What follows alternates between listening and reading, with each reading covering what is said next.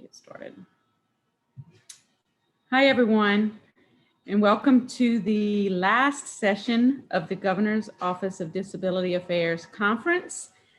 It will be a great conference with both national and state experts in regards to transportation. Jamar Ennis will be the moderator for this session, so I will turn it over to him. Thank you, Bambi, for that warm introduction. Thank you all for participating in our last session. And with everything that's going on today, and we're thankful for all of your participation and your support as we finish up the last leg of this conference. The last session, entitled Public Transportation, it's very important to what we do in the Governor's Office of Disability Affairs. And one of the principles that we try to stick to is improving transportation for individuals with disabilities. So we're blessed to have these three subject matter experts in the field that in their respective field of transportation. I'm going to give a brief introduction of all three of our presenters. Ladies first, Ms. Lindsey Teel.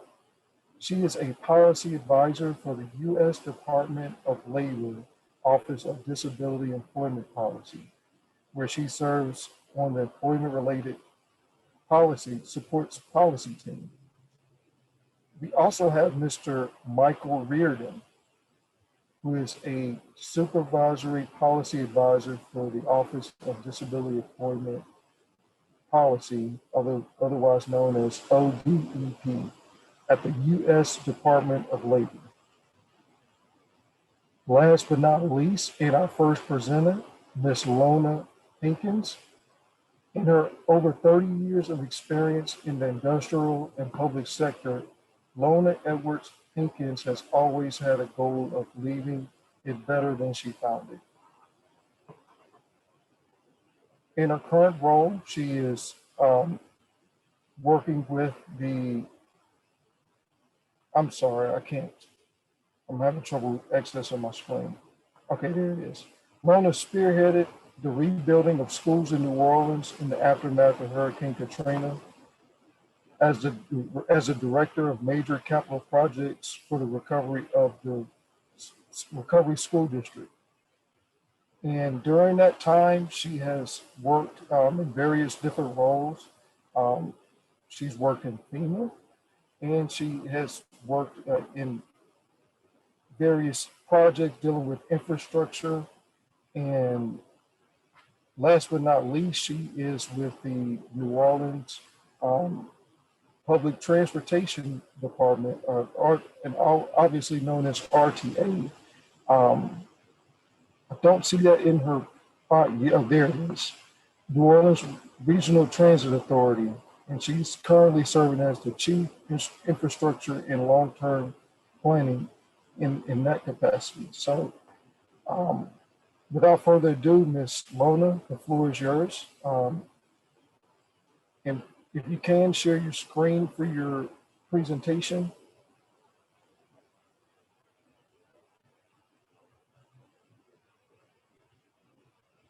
Yes, perfect. I will unmute myself. Good afternoon. How are you guys doing? I'm happy to be here on behalf of the CEO and the Board of Directors of the New Orleans Regional Transit Authority.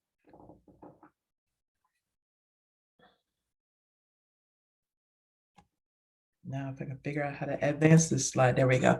So New Orleans Regional Transit Authority is responsible for operating several lines of service. We operate 5 streetcars, 34 bus routes, 2 ferry services, and a paratransit service. We service the New Orleans area as well as Kenner. And our passengers take more than 19 million rides throughout the year. Our Board of Commissioners set upon a strategic mobility plan a few years back, and out of that came our priorities. So our priorities are to deliver a world-class rider experience, utilize innovation to solve problems and become more efficient, provide regional connections to critical job functions and education centers, and then to make decisions grounded in equity. So we have an equity tool that we're building, and then to also develop a pipeline for workforce development. Like most industries, our workforce is aging, and so we need to be prepared for when these folks who have 40 and 50 years of experience decide to finally retire. So world-class rider experience. For me, I'm currently in Minneapolis visiting my daughter. I'm not going to read what's on the screen to you, but for me, it's like I saw a stop shelter that had a full enclosure to keep folks out of the weather.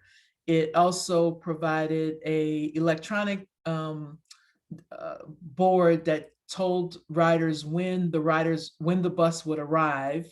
It was ADA accessible, as well as they had even some tools for the visually impaired passengers. That, in my mind, if we can have the system solve the problems for the regular customer and the customer that has a few additional needs, then we will have provided world-class rider experience. And then, of course, regional connections. We're not just thinking about New Orleans and Kenner. We want to grow our systems and be able to provide high frequency routes as far as Baton Rouge and Shreveport, so that we can reduce emissions by providing rapid transit, and either that is going to be bus rapid transits or a light rail system, but to move people where they need to go as quickly as they need to go. One of our construction projects that we have started is the Canal Street Ferry Terminal project. And this project we broke ground in October 2021, and we're scheduled to be completed in December of 2022. Our old ferry terminal was built in the 60s. It was well before any requirements for ADA was contemplated. And so this gives us an opportunity to provide primary egress as well as secondary egress for some of our wheelchair bound or mobility impaired folks. One of the projects that I am proud to be a part of is we recently completed a project where we made a step. We are not where we need to be, but we did make a step. So the streetcars, historic streetcars along St. Charles Avenue are now ADA compliant. There are 3 streetcars that service wheelchair folks. We essentially took 3 streetcars that were on other routes, and we painted them the historic green color and made them compliant, as well as we had to modify 12 stops to make them larger, so that again they were the onboarding and exiting are ADA compliant. We're not stopping there. We are applying for a grant as we speak to do some assessments and create a program that includes both ADA compliance and improved shelters that can be fabricated and made locally. So we're planning for the future while tackling some of the immediate problems. We also have a pilot program that is for our paratransit team, that's Mobility on Demand. We recently received that grant, and it allows us to order somewhere between 5 and 10 new vans that are completely accessible, but it's going to operate. There's an app that we will be procuring and implementing that will operate very similar to the Lyft and Uber apps, where you can just press the app, tell what time you need to arrive at your destination, and the the vehicle will show up at your front door. That's the last slide I have, and I'm anxious to see what questions from the panel and the community will arrive to see if we can help share some solutions, some frustrations, as well as make this Louisiana a better transit provider across our state.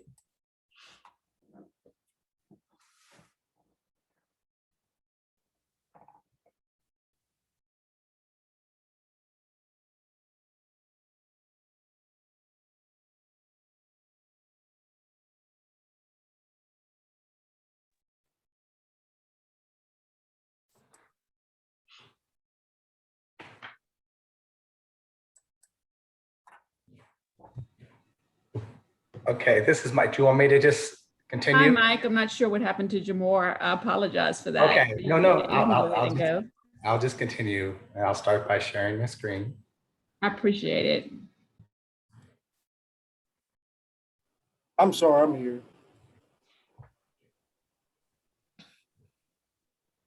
All right. Can you see the screen?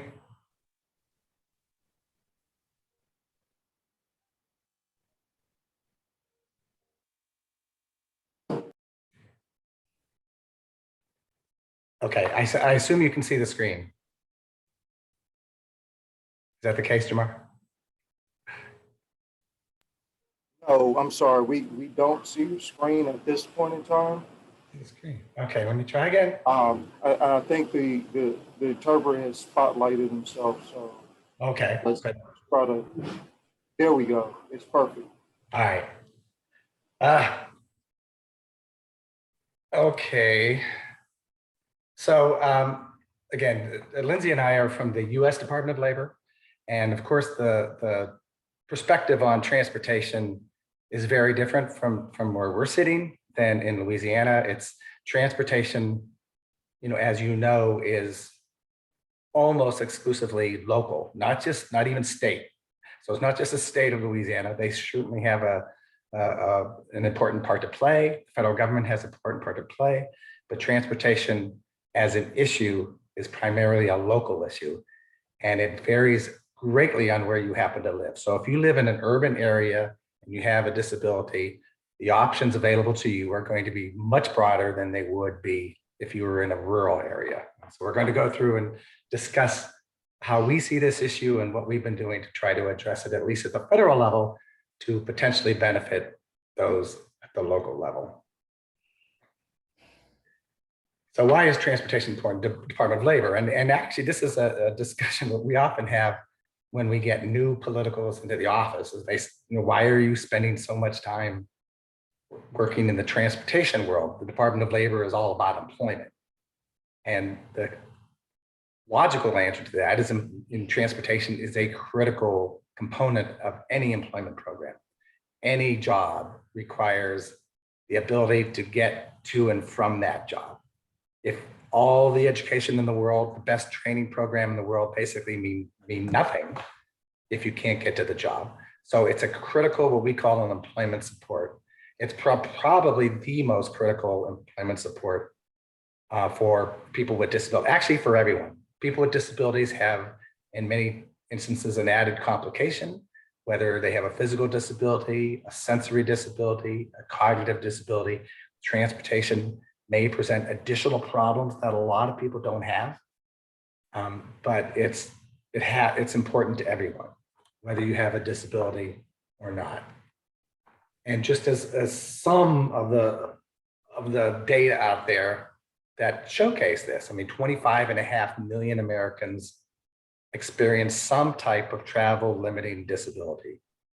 That's, again, there are more than 40 million Americans, and so not every person with a disability has transportation related issues, but the majority will have. Half of those with a travel limiting disability were of working age, but only about a fifth were employed. And lots of correlation between whether you have a job and the likelihood that you have transportation issues, right? So the less likely you have a job, the more likely you're going to have a transportation limitation or an issue based upon where you live and work.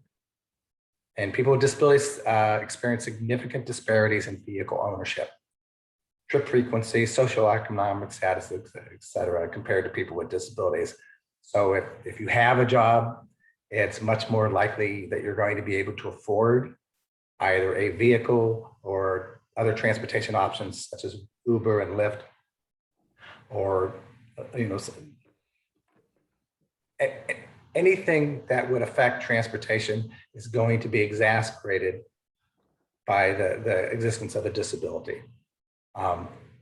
Not just physical disabilities. A lot of times people at federal level seem to think people with physical disabilities have the most issues related to transportation. And that actually is not the case. There's a study that just came out that we heard about today, actually, that talked about people with who are hard of hearing and deaf had the most significant transportation barriers of all people with disabilities.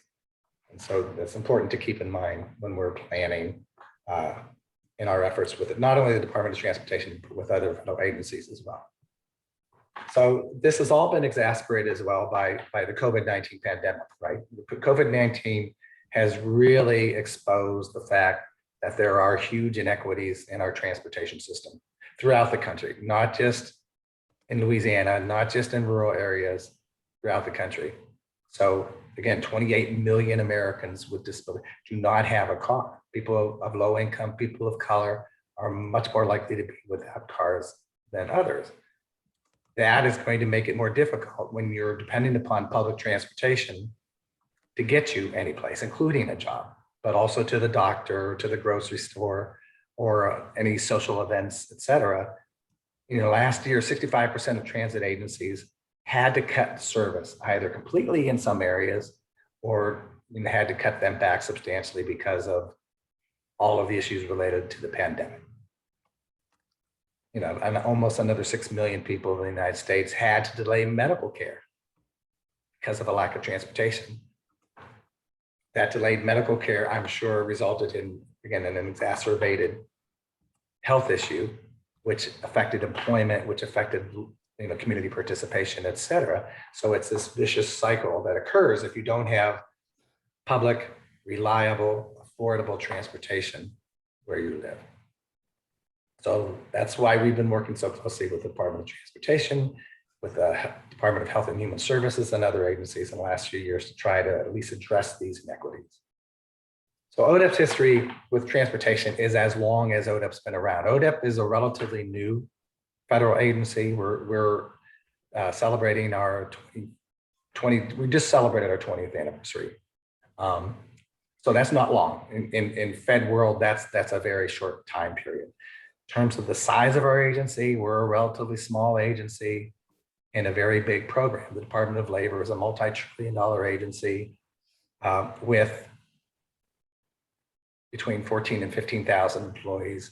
We have about 60 employees and a budget in the tens of millions of dollars. And so we're very much dependent upon working with our key stakeholders, both our federal partners, the Department of Transportation, HHS, Commerce, and I'll go through some of those in a little bit, but with the national stakeholder associations as well. So in the transportation world, we need to work with the transportation providers, represented by the American Public Transportation Association, the Community Transportation Association of America, and many others. But and we also need to work with the advocacy community as well, representing, again, the full range of disabilities, the Centers for Independent Living, a host of different organizations represented by the Consortium for Citizens with Disabilities, which includes 125 different organizations. So since we knew that we had to work in that area, we knew it from the start. We designed our policy team to address transportation as a critical area. So we started, the ODEP was formed in the first year of the George W. Bush administration. It was actually recommended and passed by Congress at the end of the Clinton administration, but it started in the George W. Bush administration. he had a program called the New Freedom Program, which was specifically geared toward expanding transportation options for people with disabilities. And so we worked very closely with the Department of Transportation and the White House and made recommendations that really impacted millions of people with disabilities. The Department of Transportation invested more than $140 million in that program, created a lot of things that we're used to today, expanded the Section 5310 program, et cetera, expanded the job access and refer commute program, et cetera. So we were able to make a fairly big splash right out of the bat, at least in terms of our history. That work with our partners at the Department of Transportation and the Department of Health and Human Services resulted in a series of national forums, fora, that eventually resulted in the signing of an executive order by George W. Bush called United We Ride, which greatly expanded the Coordinating Council on Access and Mobility, which again had 11 federal agencies get together over the course of 2 or 3 years and develop recommendations as to how we can expand access to transportation for people with disabilities throughout the country. And we had various joint guidances that were developed by the co-agencies, et cetera, on that. And again, it resulted in an additional $100 million in new money going toward transportation and employment for the first time. That Coordinating Council on Access and Mobility still exists. It's not as strong as it once was, but it's still in existence. Dept has spent a lot of time in the last few years looking at accessible technology. We've worked very closely with the big technology companies, Apple and Microsoft, and Oracle and Canon, and you name it, to ensure that workplace-related technology is accessible out of the box. And we were very pleased to see that a lot of these companies were very responsive. For the most part, they were not trying to exclude people with disabilities from using their software. They just weren't aware of the issue. And so taking that same model, we worked with several offices within the Department of Transportation, including the Accessible Transportation Technology Research Office initiative on the development of emerging transportation-related technologies. Both technologies that you could include on a regular bus, so that you just had to slap your bus pass down, you didn't have to hand money over, et cetera, like that. But also included wayfinding technologies. A lot of the wayfinding technologies that people are used today actually started in collaboration with the Department of Transportation a decade ago. And that, again, the Department of Transportation still funds that initiative. There are a lot of really cool technologies they are looking at right now, including robot technology. You could have a robot concierge meet you at the airport, for instance, who can take you to the plane, take you through the whole protocol in terms of showing your tickets, et cetera. So if you have, for instance, a cognitive disability and you need the assistance, you don't necessarily have to have a person assist you. The technology can assist you as well. So they're working on a lot of cool technologies like that we very much are trying to promote at the Department of Labor as well. The last few years, and Lindsey's going to talk about this in much greater detail, we've been working with the Department of Transportation and a whole series of national stakeholder groups, including technology companies and automobile manufacturers, on ensuring that autonomous vehicles are accessible, again, for people with physical, cognitive, and sensory disabilities.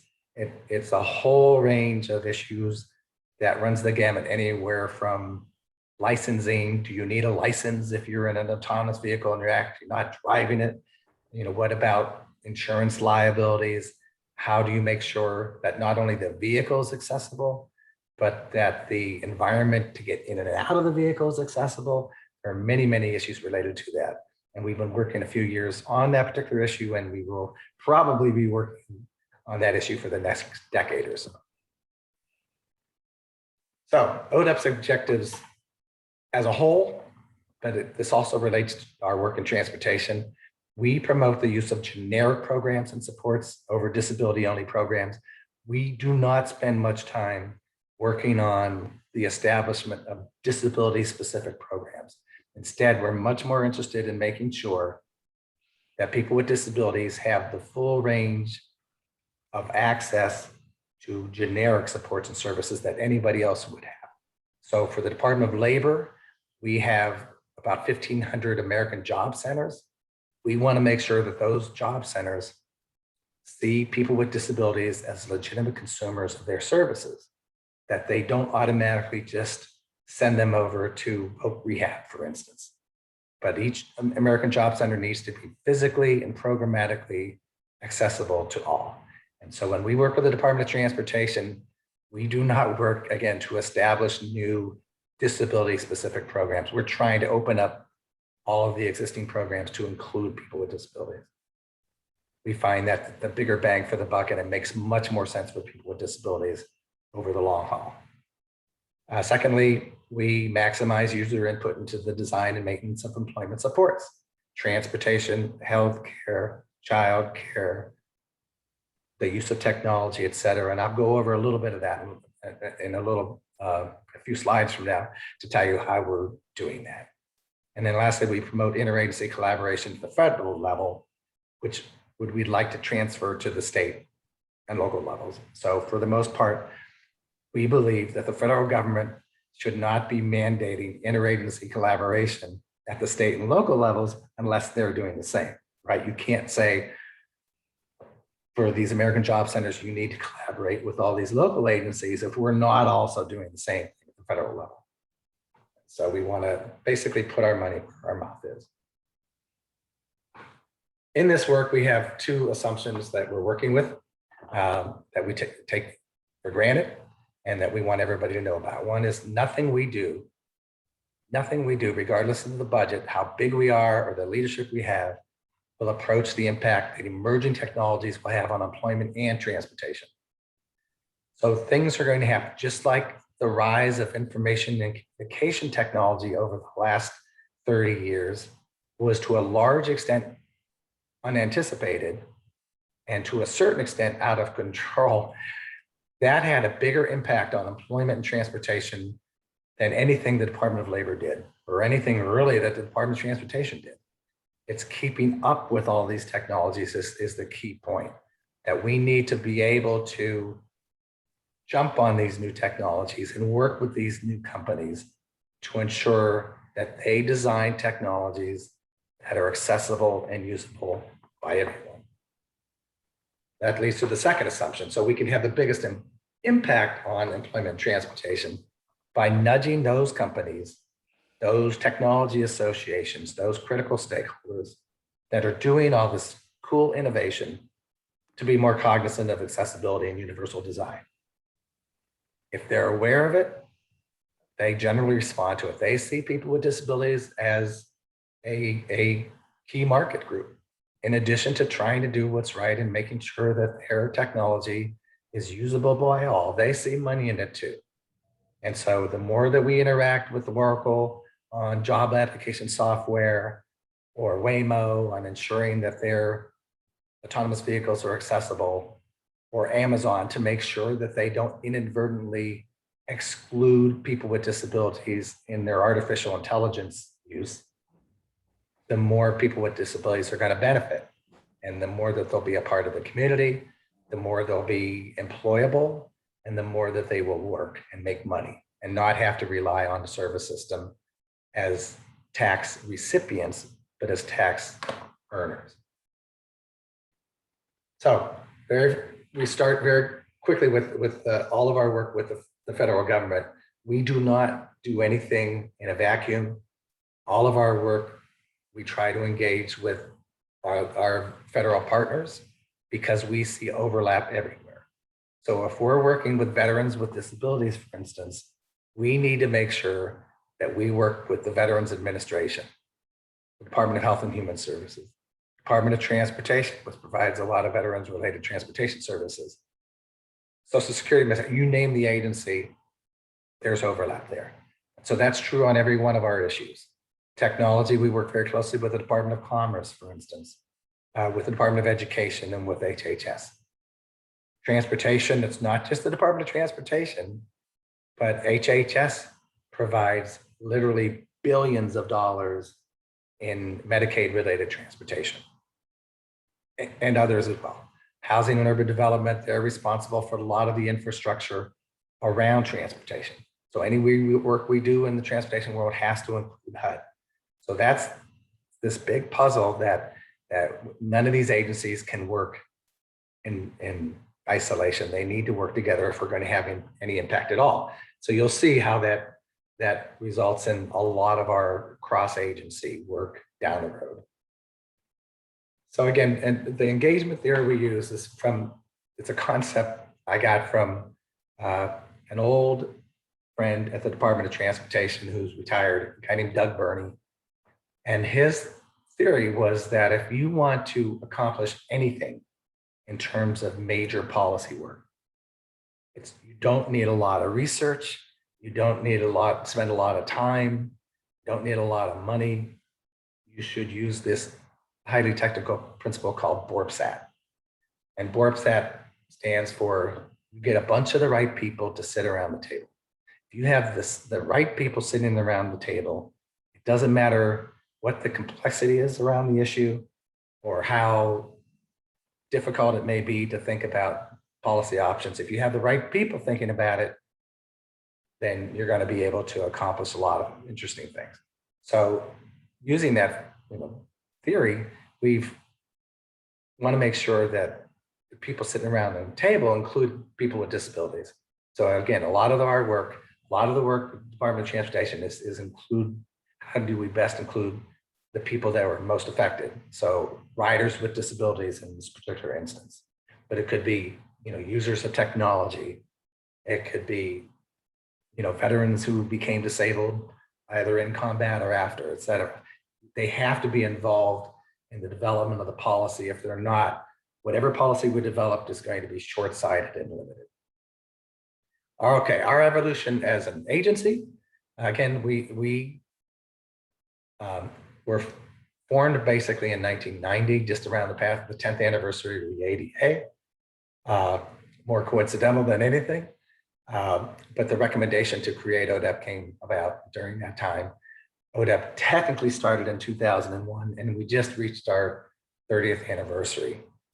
Our policy office is much more interested in the time between 2020 and 2050, in which we'll reach the 60th anniversary of the ADA. So we're focused, our team especially, on the next 30 years, not the last 30 years. The last 30 years are to be celebrated.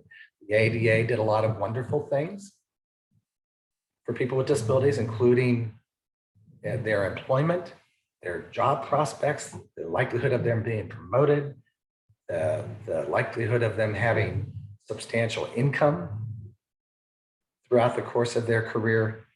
But we're really focused on the next 60. If we really focus on, the next 30, if we really focus on the next 30 years of the ADA, we believe that we're going to have a much larger impact than we did in the first 30. So a couple of the ways that we try to include people with disabilities and others is through a online crowdsourcing tool we have called ePolicyWorks. And if you're not familiar with this, I'll describe it briefly, but I would strongly encourage you to go to this. It's an online crowdsourcing platform in which over the last 6 or 7 years, we've conducted more than 60 dialogues on a host of issues, including transportation and employment, several with the Department of Transportation, but with others as well.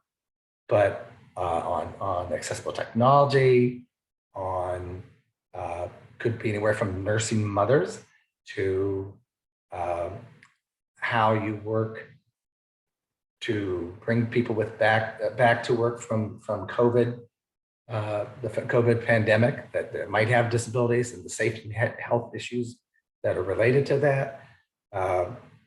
For women with disabilities, et cetera. It's a full range of different issue areas. Most of them are conducted with other agencies within the Department of Labor. We've also worked with 7 other federal agencies in conducting these dialogues, and we take them very seriously. So what we want, we set up a dialogue, and we propose certain questions that we want ideas, suggestions, comments on other people's ideas, et cetera. And then we take these ideas and then we try to turn them into policy. And we try to let you know what we're doing related to that. So some of the ideas that were engendered through ePolicy Works that came from the disability community actually resulted in new legislation around technology, new legislation around transportation access, new legislation around what states can do to be more inclusive of people with disabilities on the procurement end. So there are lots of sort of cool examples, and you'll see if you go to the site, not only what dialogues are available for you to comment on, but it has a dialogue library in which you can see the reports that were generated that again shows that not only what those ideas were, but how those ideas were used. So that's an ongoing platform that we use and we take very seriously to get additional input. Again, ePolicy Works, if you go to epolicyworks.ideascale.com or you go to epolicyworks.org, it'll take you there as well. You can see what dialogues we have currently up and running, what dialogues that have recently occurred. Right now, our dialogues we have no dialogue up and running related specifically to transportation, but we will again. But you'll be able to see past dialogues on transportation if you go to the dialogue library. And then another initiative that we use in order to be able to impact state policy and local policy is something we call the State Exchange on Employment and Disability, and what otherwise known as SEED. And in this initiative is interesting because we work very closely with state and local intermediaries, such as listed here, the National Governors Association, the National Conference of State Legislatures, the Council of State Governments are the largest. They're the big 3, but there are several others as well. Women in Government, Western Governors Association, CSG West, Board of Hispanic Caucus Chairs, but many others as well. There's a Lieutenant Governors Association that I'm not even listing here, but we also have branched out. This has been so successful and it has developed so much state policy that would expand employment-related options for people with disabilities that we've now started including local intermediaries like the National Association of Counties, United States Conference of Mayors, the League of Cities, and several others as well. So SEED is basically the whole idea of it is that if we're trying to impact governor's offices and state legislators primarily. And if I'm a state legislator, I'm much more interested in working with that intermediary that I am a member of, like the National Conference of State Legislatures or the Council of State Governments, than I am basically with the federal government. There are many legislators out there that are very hesitant to work with the federal government for whatever reason. So knowing that, what we do is we work through the intermediaries in which they are the face of the initiative for the state legislator or for the governor's office. We provide all of the background support to the intermediary. So if there's a state legislator out there who wants to develop some transportation legislation that would impact the employment of people with disabilities, we provide the ideas that are then presented by the intermediary to the legislator. We provide some of the language. So if that legislator wants draft language as to what a bill might look like, we can help do that. Working with the intermediaries, we will provide that legislation. We will provide information related to who in that state that legislator might want to engage with, terms of the advocacy community, the transportation community, et cetera. So using that principle, we've been able to, over the last several years, have more than 400 pieces of legislation not only introduced, but passed and signed by the governor and is now law. So a lot of it, for instance, a lot of states have transportation as a priority. They want to know how they should work with their transportation network companies, such as Uber and Lyft, and what are their requirements related to the ADA? Do they have to pick up every person with a disability, et cetera? So a lot of states don't have really good law on that, and so they want to look to what other states are doing. You know, how do we ensure that the Uber or the Lyft will pick up a person with a disability who may have a physical disability, et cetera, and aren't left at the curb? And so there's laws that we have enacted related to that, as one example. So it's a great opportunity we find that states should use in order to be able to advance whatever the legislation that they're interested in related to disability employment. In addition to the legislation, we work very closely with the governor's offices. So we help draft executive orders that the governor may want to put together on a particular issue related to disability employment. Various governors' initiatives, et cetera, joint task forces. We assist with all of that. And so this just gives you a little snapshot of some of the things that we've been able to do over throughout the country in our work with the intermediaries. So using Alaska as an example. So working with our intermediaries, we were able to fashion an intervention of sorts on disability employment, both legislation and governors' initiatives, using several intermediary groups. So the National Governors Association has a learning lab in which they will focus on a particular state, on a particular issue, and provide very intense technical assistance. We were able to arrange that. We've worked with the Council of State Governments West annual meeting that focused on some of the work that Alaska was doing to raise the visibility of the issue with those states that were interested in some of the work that Alaska was able to accomplish. The Women in Government had a whole summer series that included the state of Alaska and was really targeted to women legislators. Over the last 6 years, the number of women legislators has gone up by 1/3. And since there are 7,000 state legislators, that's a lot of legislators out there who are looking for new subject matters, new issues that they could be working on. We very much want them to have transportation and technology and the employment of people with disabilities as issue areas of importance to them. And so, again, we work very closely with the Women in Government and with the Women's Legislative Network to make sure that they have this as possible items on their legislative agenda. The Council of State Government has conducted a number of state visits. Alaska, again, is part of a policy roundtable in which we focus on 5 different states on particular issues related to ensuring, it's getting a little complicated, but that states look at reducing the number of sheltered workshops or eliminate them altogether. And that's one of the issues that Alaska has been working on. And again, National Conference of State Legislatures, Western States Collaborative, it's again, it consists of 6 or 7 states, Alaska is one. So we want to include Alaska in all of these. The more that Alaska is included in the work of these various intermediaries, the more good things would happen. And so I would encourage Louisiana to be one of those states in which we really focus. We've done a little bit of work in Louisiana, but really not as intensively as we have in some of the other states.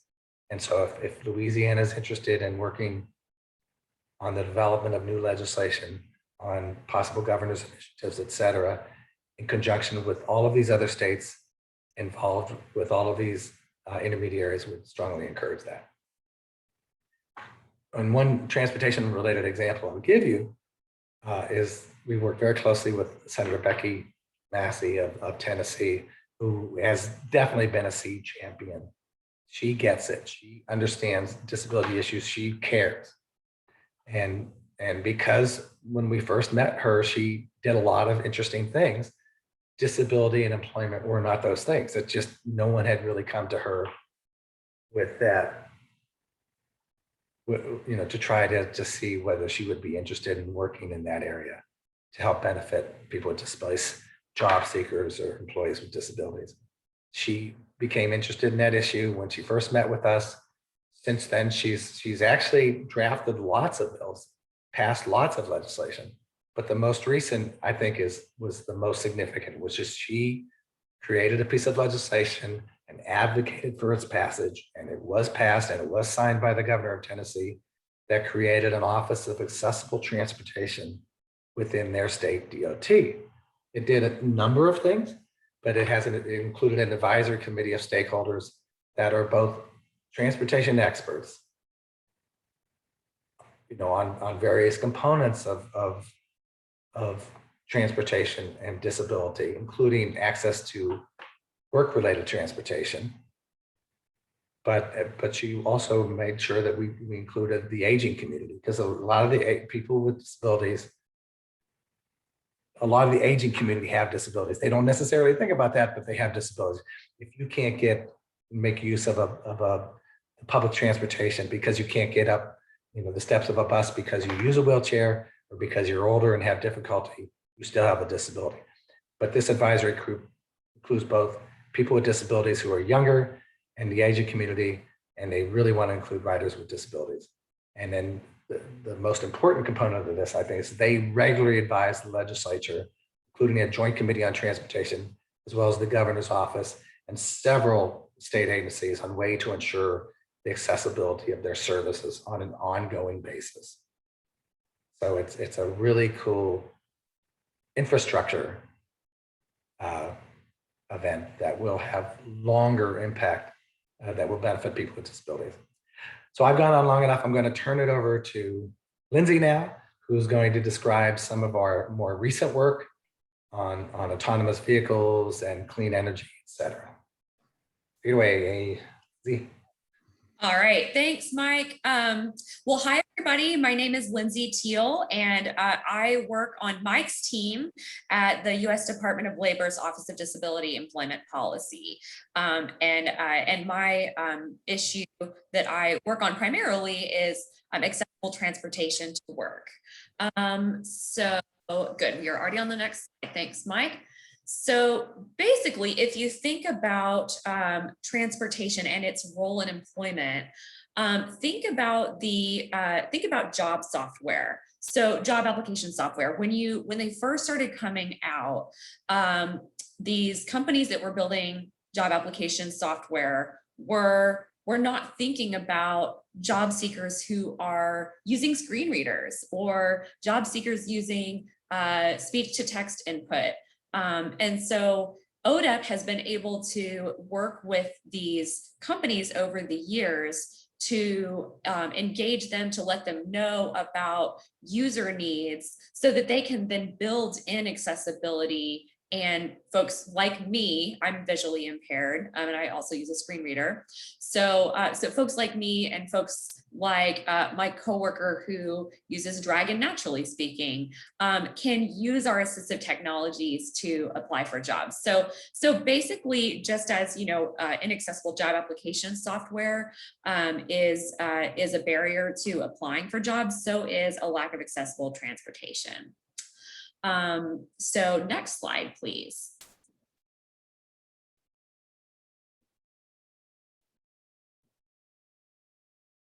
All right, excellent. So I love the way the U.S. Department of Transportation describes this complete trip model of viewing transportation. A former boss at the Department of Transportation used to say, how do you get from your bed to your desk? We basically would look at it as a chain of steps that if any step in this process is not accessible, you're not going to get where you're going. And so the way the U.S. Department of Transportation looks at the complete trip is like this. A person's travel is comprises the availability. Okay, hang on one second. Okay, that's the wrong slide. Can we go to the complete trip slide, please? There we go. Okay, there we go. Perfect. Sorry about that. Oh, no worries. No worries. A person's travel comprises a chain of steps. So it begins with an often spontaneous decision to make a trip. And so spontaneous is the key word there. Many of you on this that are participating in this session today are probably paratransit users if you're anything like me. And, you know, there is no spontaneous aspect of paratransit. We have to plan our lives in advance. So, so often the travel chain begins with a spontaneous decision to make a trip. And then it goes through planning an itinerary, and traversing the built environment and its transportation network. So that's with or without a vehicle. Many of us are not able to use a vehicle. As Mike said, there's 25.5 million Americans with a travel limiting disability. So navigating streets, intersections, facilities, and stops to the destination safely and efficiently. And then I love this quote from the U.S. Department of Transportation. The complete trip is the realization that if any part of the trip making chain is broken, the trip cannot be completed and an opportunity is lost.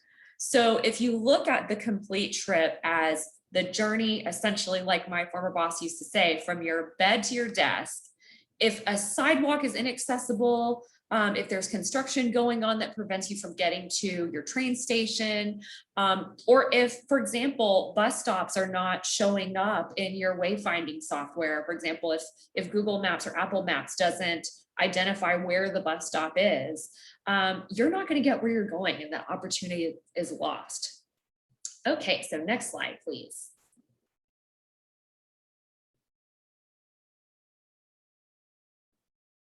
There might be a little bit of lag time.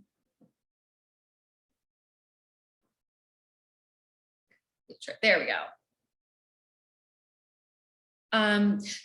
Oh, is that the next slide after the complete trip?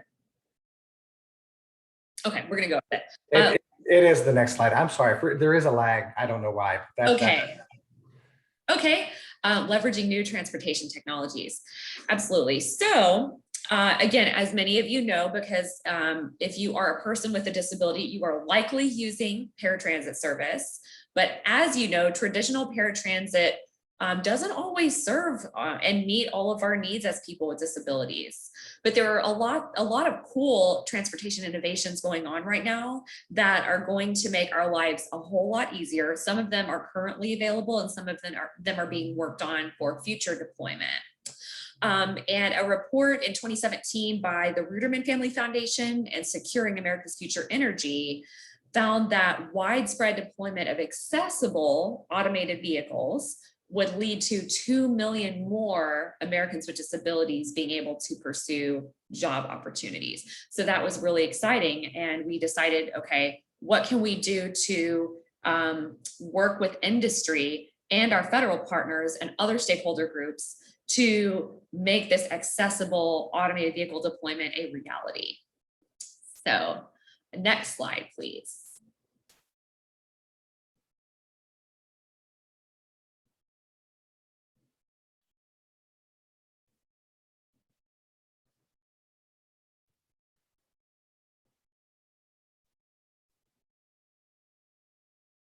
I think we're just waiting on the lag time to. Yeah, I am sorry. I don't know why it's not. No worries. There you go. Okay, so as Mike has already talked about, ODEP as a non-regulatory agency, one of our best offerings is the fact that we are the chief collaborator for disability employment for the federal government. And so we identified all of the partners that needed to be working together on automated vehicle accessibility and put together this ecosystem that you can see in the slide. And if you're visually impaired like me, I can describe it for you.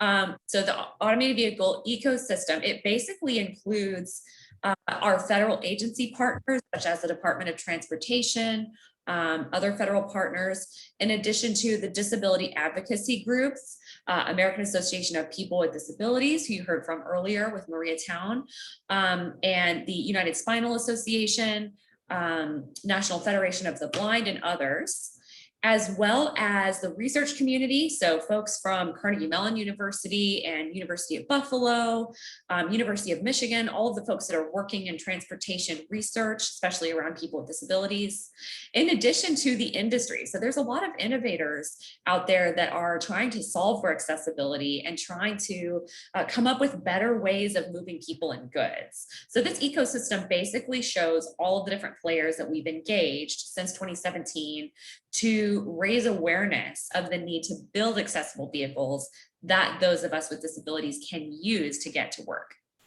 So next slide.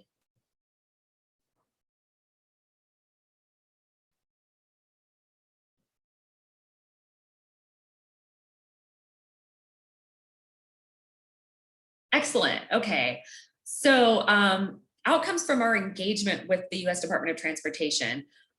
Over the last 4 years, we have worked with leadership at the Department of Transportation to influence the way they are looking at automated vehicles and considering the needs of future users of automated vehicles. And part of that included, I actually spent a year there on detail working with the Office of the Secretary of Transportation to influence the funding opportunities that they put out, as well as just their thinking around transportation and the degree to which it's accessible for people with disabilities. So as I've mentioned, we were able to build a coalition of federal partners, researchers, industry innovators, and disability advocacy groups, as well as older adult advocacy groups like the AARP, to basically bring everyone to the table, like Mike said, WarpStat, bring the right people to the table, and raise the awareness of the issue and the priority of the issue. And so there were a couple of things that happened as a result of this engagement. So the automated vehicles, automated driving systems 2.0, a vision for safety, included a section on accessibility for passengers with disabilities.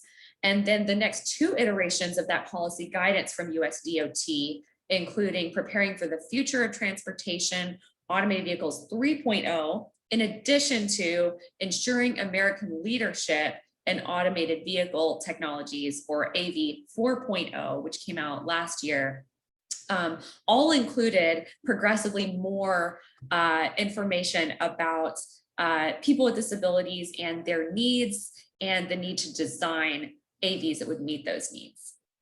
So we were really pleased to be a part of engaging with DOT to have those come about. And next slide. I'm not going to wait for the slide to show up, because we basically, I can continue to discuss the outcomes of working with US DOT. So one thing I was really pleased to be able to work on while on detail at DOT was the Inclusive Design Challenge.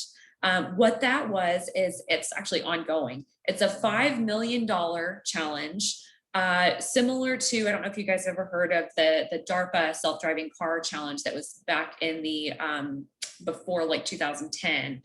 Basically it is, so it's a $5 million challenge. They picked 10 semifinalists in the first phase of the project. And then they're going to pick 3 finalists. The grand prize is $1 million.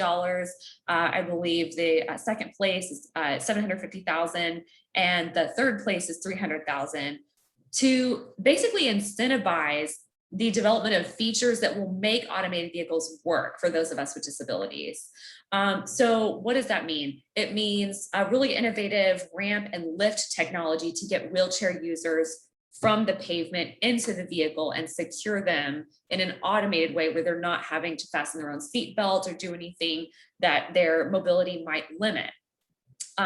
What does it mean for folks who are visually impaired like myself? It means, how do you even find the vehicle?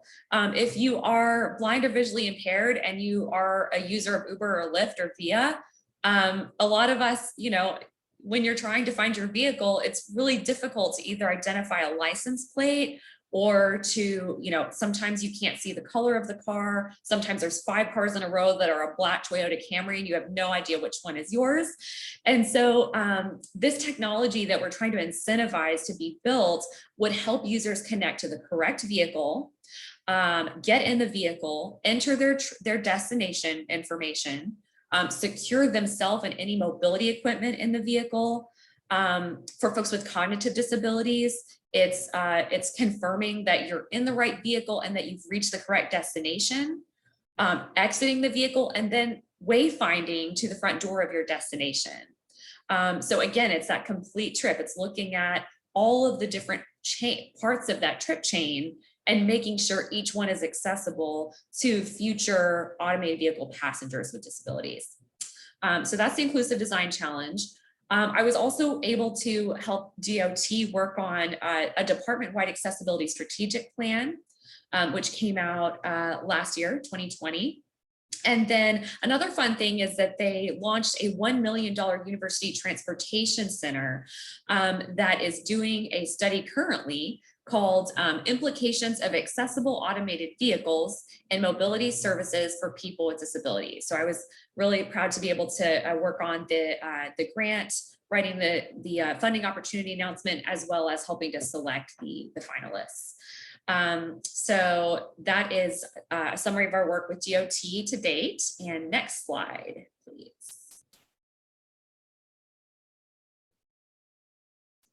Great. So as you all know, we are in a new administration now, and there are new priorities. Automated vehicles have kind of taken a backseat to electric vehicles. So as you all know, this administration has prioritized climate change, but also tied in the economic recovery, getting Americans back to work, and also equity. So accessibility, which was a focus of the previous administration, has now come under a broader umbrella of equity for not just people with disabilities, but that intersectionality. So people of color and low-income individuals. So it's a broader equity lens that accessibility falls under now. Next slide, please. So the next slide before it shows up here is going to show the policy that the new administration is basically identifying their priorities in. So 2020, the Biden campaign plan had a plan for clean energy. And as I said, it also, in addition to having a climate change focus, also had a very prominent jobs focus. And then in January 2021, the president's first day in office, he issued a bunch of executive orders. A couple of them were tackling the climate crisis and also advancing equity and support for underserved communities through the federal government. And so that's basically every federal agency has to report back to the White House what we're doing to advance equity. And then March 2021, the American Jobs Plan, which I'm sure you all, as we are tracking closely, the infrastructure deal. We're really excited to see what happens with that. And then just about 4 weeks ago, the president issued an executive order on diversity, equity, inclusion, and accessibility in the federal workforce. So we were really pleased to see that the president had included not only a diversity, equity, and inclusion lens, but also an accessibility lens. So these are all communicating to the American people as well as the federal agencies that the president is directing that we will be focused on equity and advancing inclusion of all people, no matter if they have a disability, if they're a person of color, if they are LGBTQ+, or what identities they identify as. So next slide, please. Excellent. So one of the cool things that we've started working on, in addition to our transportation work, is called Inclusive Clean Energy Jobs. And so we've been engaging the Department of Energy, the Environmental Protection Agency, again, the U.S. Department of Transportation, think tanks, as well as unions. As you hear the president often say, you know, he wants to expand the number of good paying union jobs. That's the words you hear him say frequently. So we've been engaging unions to see how they're being inclusive and proactive about including people with disabilities in their ranks. We also were excited to see that the president created a new Office of Energy Jobs at the U.S. Department of Energy. And they are looking at all the Department of Energy contracts to see how they can build in labor standards aimed at inclusive hiring. And then the Department of Energy also has some great seed funding available to start some cool new projects. And we're also working with the Office of Community Revitalization at the Environmental Protection Agency. There's a lot of interest in these agencies to work on how can we make sure that everyone benefits from the economic recovery as we transition from a fossil fuel economy to a clean energy economy. There is also a focus on apprenticeships. And so our office is beginning to look at how do we include people with disabilities in clean energy apprenticeships. And finally, our office is conducting an ecosystem scan for further influencer engagement. So who all is working in this clean energy job space? Who all is working in unions and engaging unions to understand their attempts to be inclusive. So, so that is a summary of ODEP's work on transportation and how we are shifting with the new administration priorities and making sure that people with disabilities are going to be able to participate in the economic recovery as we transition to a clean energy economy. We are thrilled to be here with you guys. Thank you so much for having us. And I will turn it over to Jamar for any questions.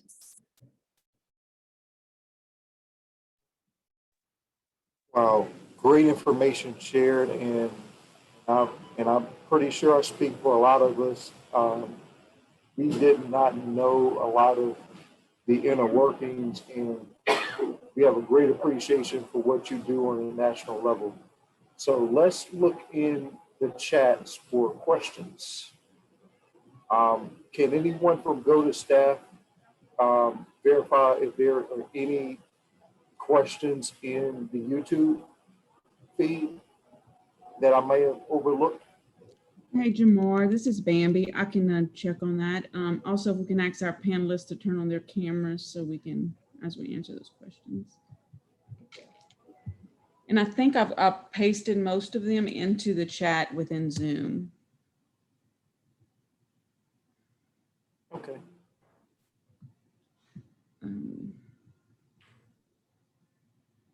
So one of the questions is, for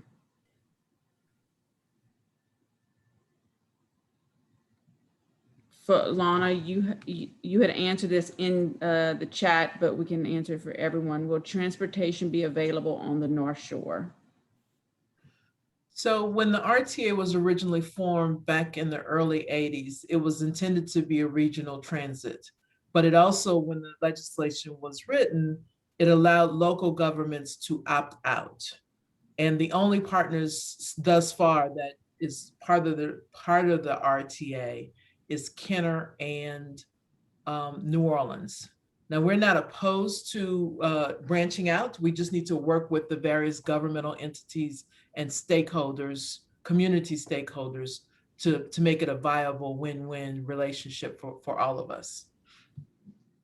And Lona, if I understand correctly from previous conversations, RTA has the authority, the statewide authority, correct? It's just the operations that have to. We have So we are the regional transit authority for, I think, the 6 parish region.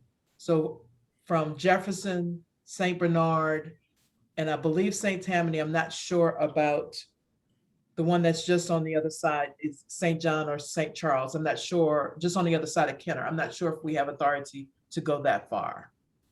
Okay. And then we had another question. Can you comment on how the independent living centers might improve transit access by collaborating between ACL, the U.S. Department of Labor, and I should say ACL, that is the Administration for Community Living. Community living, and agencies like vocational rehabilitation to get folks who do not drive to job sites in the coming year? I'll take that. I mean, that's the Coordinating Council on Access and Mobility includes all of those sub-agencies. And it's one of the issues, you know, that they have been dealing with over, honestly, the last decade. SILs can play an even larger role than they're already playing. And I know they're already playing a significant role at the local level because they understand what's available locally. You know, they know that it may look good on paper, but it doesn't in real life. There may be a waiting list, et cetera. So much of it is a local. I mean, the solutions, again, are local because a national policy couldn't anticipate exactly what's going on, you know, with a SIL and its neighboring partners, that type of thing.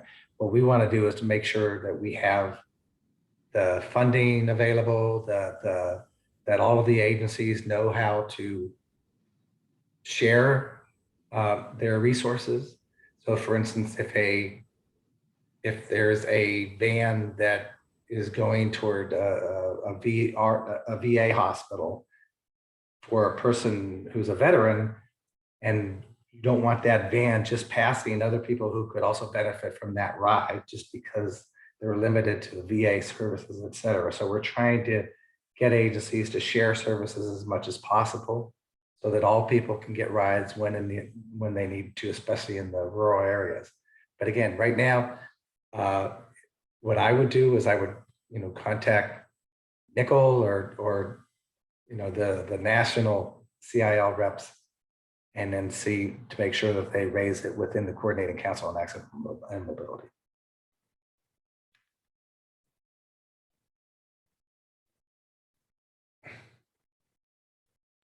I see we have a follow-up question for Lona. Who or how can those of us on the North Shore help to get this topic on the table? I would probably start with my local elected officials. So that would be my city council person to figure out, and my mayor to figure out how what transit services are provided today and whether or not they would want to opt into the RTAs. You know, I wrote it down. The services the RTAs provided. I wrote it down, and you know, now that I understand that at least one person has asked, I'm going to go back to my planners as well as my CEO to figure out what that might look like from our end. I'm relatively new to transit, so I apologize for not understanding the how, but you know, it's an issue. You brought it up. I'm going to figure out how to address it. And Bambi, can I ask? James Mitchell had a great question on AI, AV. Sorry, AV. So he said we can put a rover on Mars and it gets around just fine, but there's no one to hit up there. Would you trust autonomous vehicles to stop if you are standing in a crosswalk? I don't even trust cars with driving. And that's actually a great question. But you have to remember, for autonomous vehicles, even though there have been instances in the news in which people have been struck and killed by autonomous vehicles, or more likely drivers that were in autonomous vehicles were killed because it didn't recognize something for being what it was, that it's still the safest driver in the world, right? Autonomous vehicles, unlike real drivers, learn, right? So there have been instances in which an autonomous vehicle ran into a truck that was white. It was it was a very cloudy day, a very white background, and a white truck went in front of this autonomous vehicle. The autonomous vehicle did not recognize it as being separate from the clouds, and it plowed into the truck and killed the driver, or the rider in this case.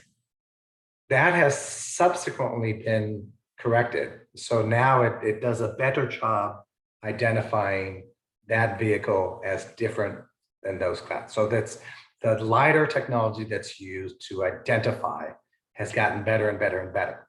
So it doesn't mean it's perfect. I mean, what even the Department of Transportation is saying that there will be a 94% reduction in vehicle deaths and accidents when autonomous vehicles are on the road completely.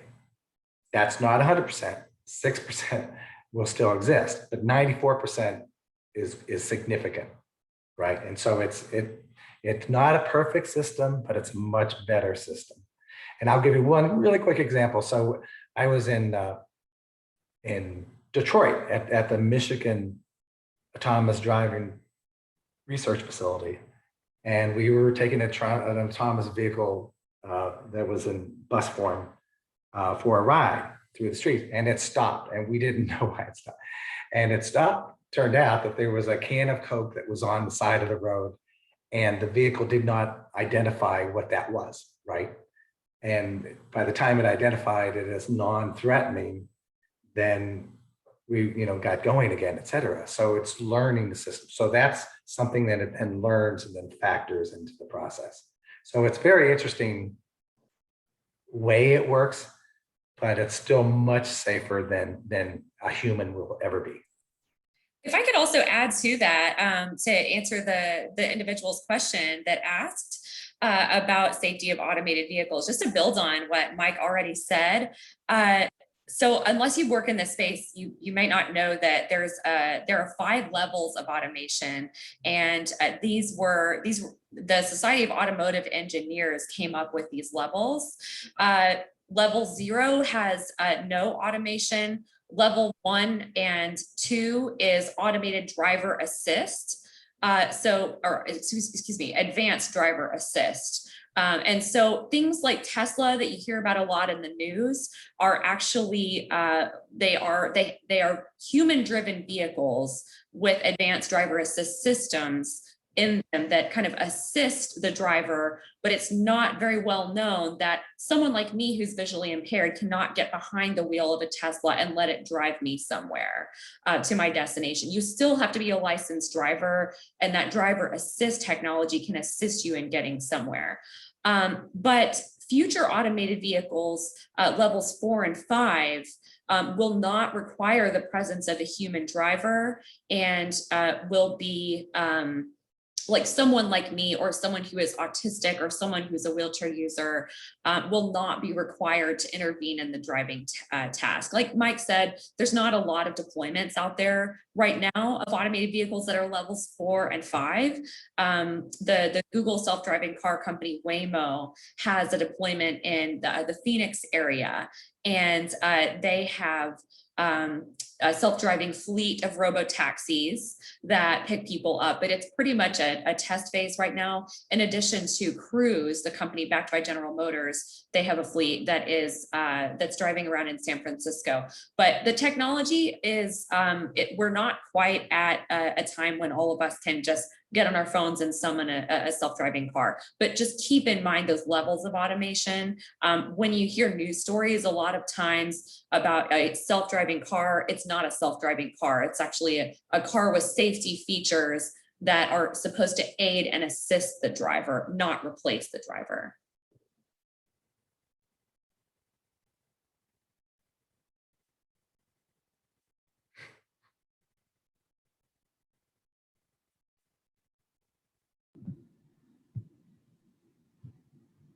Thanks, Lindsey.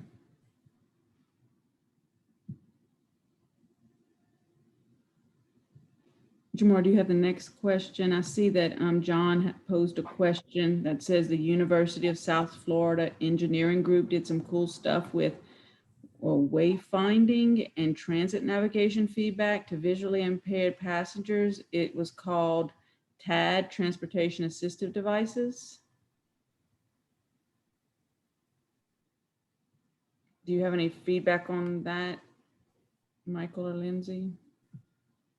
I don't know if that's There's so much wayfinding technology that's going around right now. So if they're not already tied into the ATRI, the Accessible Transportation Technology Research Initiative at the Department of Transportation, I would strongly encourage them to do that, because they not only fund wayfinding technology research, they also, make sure that people are aware of different options and can get any wayfinding technology kind of in the network of use. So ATRI is definitely the primary contact at DOT for that.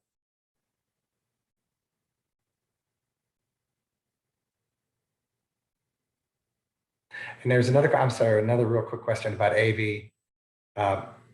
Will it be allowed to be introduced if it's not accessible? And so there are different options. Chances are, again, as Lindsey always says, when AV is rolled out in a significant way, it's not going to be through private vehicles as much as through public transportation, through shared vehicles. So either it will be technology, it'll be a ride that's provided by your transportation authority, like Lona, or it will be through a subscription service like Lyft or Uber, that type of thing too. The great likelihood is that some of it will be accessible, some of it may not. So the public transportation will almost assuredly be accessible.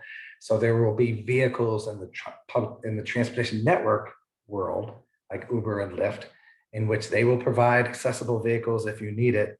But if you don't need it, they're not going to provide accessible vehicles. So it'll be a mix. But there will be accessible AVs, and we're absolutely committed to it.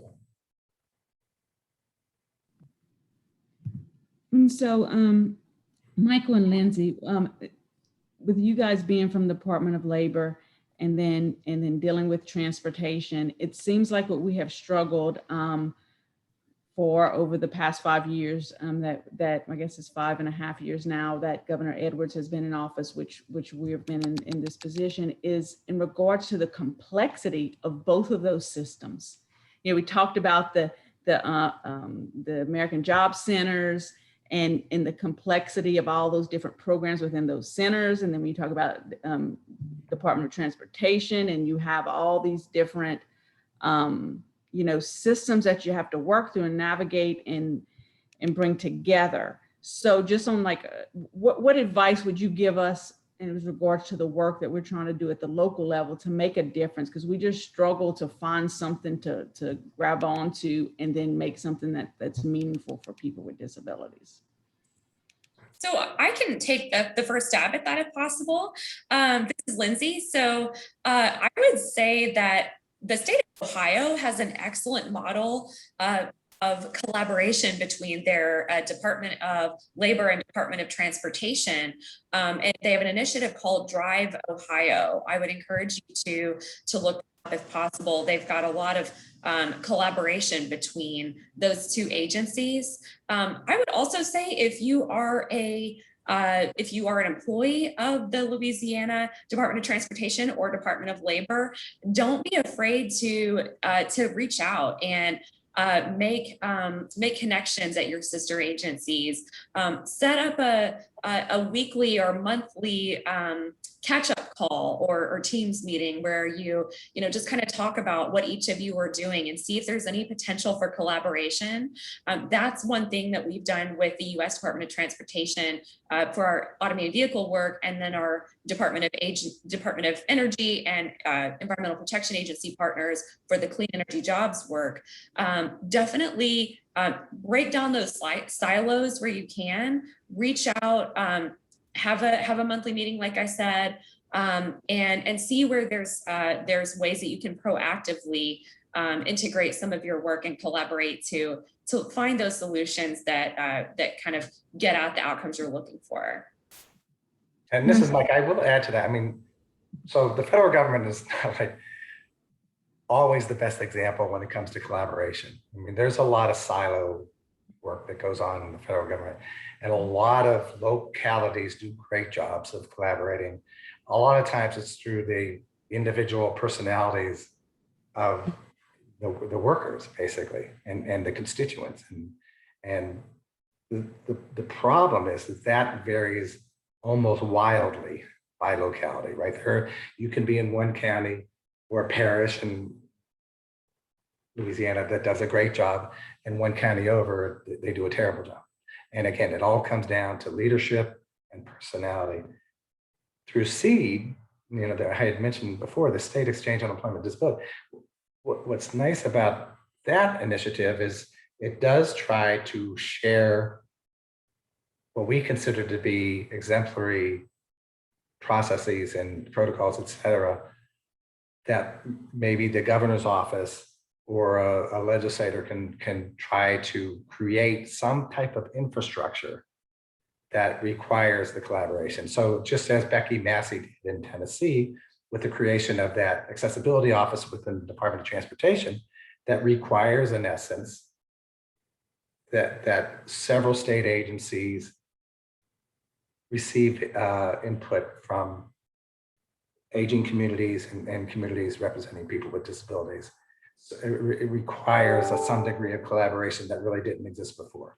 So the extent that can be something that's promoted and valued at the state level, and then highlight those counties and parishes, et cetera, that do a good job, and give them credit and give them love, and basically make sure that others hear about that, I think is a good strategy. And Bambi, if I can jump in here, that one of the comments in the chat was about curb cuts and level boarding and sidewalks in Baton Rouge. And some of the state roads, the DOT is responsible for. And the DOT in New Orleans area is currently working on the project to do some ADA accessibility. However, I don't know if the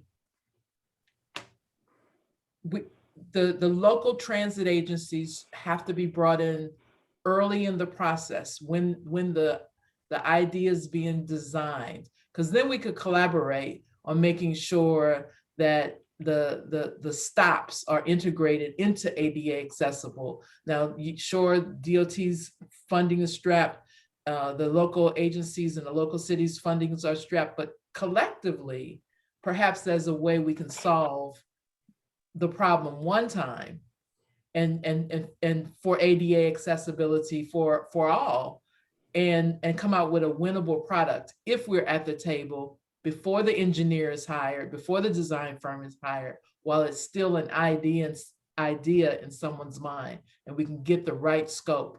But that takes time, and like Michael said, it's somewhat leader and personality driven. But if we're brought in at the table early on, we can get a real great scope of work that is minimal impact on the end result as it relates to cost. Thanks, Lona. And with Bo Ellerby, who is our co-chair for the Transportation Committee for the Governor's Advisory Council on Disability Affairs, has a question. Thank you. Can you hear me? Yes, sir. Okay. All right. Thank you. Michael and Lindsey, I was wondering, we meet quarterly. Would there be a way that you guys could join our quarterly meetings to give us updates on new developments, and also to just open that line of dialogue? No, absolutely. And so it depends on the particular issue that you're talking about, but we would love to do that. And we would love to include some of our federal partners in those discussions. So yes, we enjoy it. And again, SEED is a great resource for, those policymakers at the state level that wanted to do some interesting things. And so, yes, absolutely, always. I mean, I had no clue of some of the information you guys shared today. That's really interesting. So I look forward to working with you guys in the future. Thank you. Appreciate that.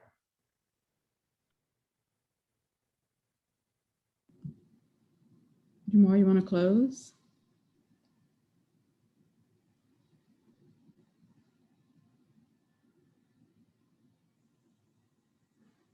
If Jamar, you having some technical issues?